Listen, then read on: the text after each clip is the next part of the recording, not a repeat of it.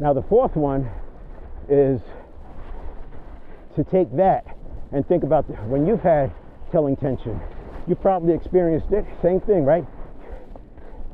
So the other one was when you experienced it, when you watch somebody else. Anybody who's a public speaker, leader, facilitator has always seen it because you pay attention, you're looking out for it. But let's say you got the telling tension. Somebody says something and you're automatically, no, that's not it. In your mind, in your brain, you're saying that. That's the associations already connecting. So what happened was that word or phrase or concept triggered an association, and it was something that was probably a threat, which is why you got the telling tension and you have this need to correct it. This is why when people start arguing, it just goes off the rails.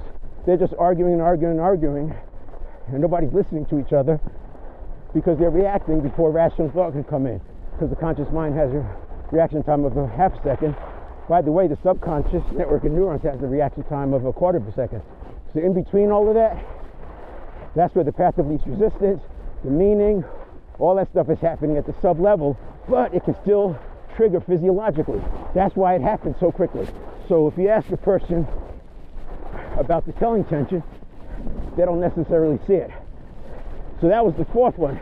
That was telling you that you've experienced telling tension in yourself, and it's happened at the quarter second level probably.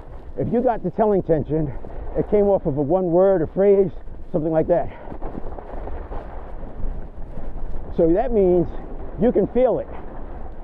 Now you can start you can start processing that the subconscious is not a mind by feeling. So that sensation that came up, the assignment, if this was school, would be to spend time feeling those sensations. Spend time noticing those sensations. Now I do a full workshop on this, a whole day workshop where we go through, and not only do I help people understand it, but then we also make sure that you have skills to deal with it, because you can't deal with it by conscious thought. You have to deal with it with prevention because it's happening so fast. So you train it into the subconscious because it's happening so fast.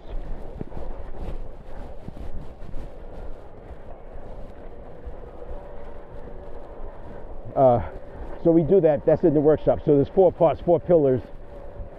The knowledge, which is kind of what I'm talking about now. Then you have state mastery, and then you have habit mastery first, and then you have state mastery, because you can understand what to do with the habits, but if you don't know what to do with the habits, if you don't know what to do with your state, you can still get triggered. So we teach habit first because you have to believe that you can change it, and then you have your state mastery, and then the fourth one is forgiveness, because if you have, I'll call them wounds, but relationship related wounds, and we're talking, this is about performance hygiene, not morality, but if something comes up and it has to do with communicating with another person, it could trigger one of those wounds. And if one of those wounds gets triggered, you're back into the association. So we have to have forgiveness, do it in a performance hygiene way, so you close that loop. Now, the fifth one is that now that you understand that, what you want to do is start training and teaching yourself. Instead of learning with information, start learning with associations. And if you want to learn something, you train your network of neurons the same way you train a dog. You spend time over it, you rewards, you wait, catch it doing something right, you give it a reward.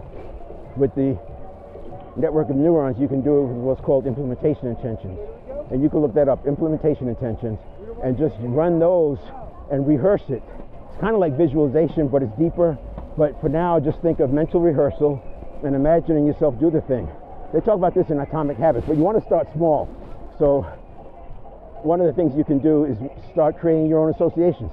If you have to leave and you want to make sure, you probably already do this, you want to make sure you bring something, you put your keys on top of that thing. So you know you have to get your keys, and now when you see the keys and they're on top of the thing, you're automatically associated to bring it. That's a very simple one, but you can do this over and over and over and start rehearsing. There's Jim Quick teaches about how he, for memory, he would put you could put like 10 points on your body. Think about ankle, knee, hip, shoulder, neck, other shoulder, etc., right? And when you're hearing names or you're learning something, attach them to those points. Again, you're leveraging the power of associations. So that was the 5. I talked about choking and how excitement and anxiety can have the same signature.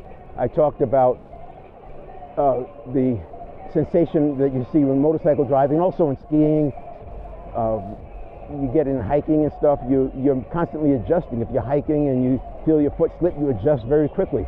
That's at the sub-thought level. That's subconscious network of neurons. It's happening in milliseconds. So that was like the driving example with the Grand Prix driver's hands moving like in milliseconds to be right on the edge of traction. And then the third one was observing telling tension in other people to know that it happens instantaneously. You say a word or a phrase and bam, already you can see they want to talk. And that's an association. Again, it's happening at the network of neurons level. And then we talked about telling tension in yourself. So now you know that you can feel it, because the same way you can feel that telling tension come up, you know you can feel that sensation come up. And then start learning to hear those, feel those sensations, because they're coming up before the half second. And this is when it's an old association. What we didn't talk about is these associations were created mainly from 0 to 7. So there's some associations that are not productive. And if you get a fear thought, you just turn your head, or you look somewhere else, or you look up. And it's not about looking up, it's about broadening your vision. Because as you get into associations, you converge and you start hearing more and more from yourself. You want to take in more from the outside. A practical example of how I've applied this, I used to do a lot of sport touring. When I lived in Chicago, I had to ride my motorcycle 500 miles just to get to the mountains. And then I'd spend 3 days riding in the mountains. So that 500 miles, that's 10 hours on the road. And, you're riding along, usually on the interstate because we wanted to make time. And then we'd ride twisties for 3 or 4 days. Well, almost invariably, somebody would cut you off or something would happen, and you might start thinking, oh, I could have an accident.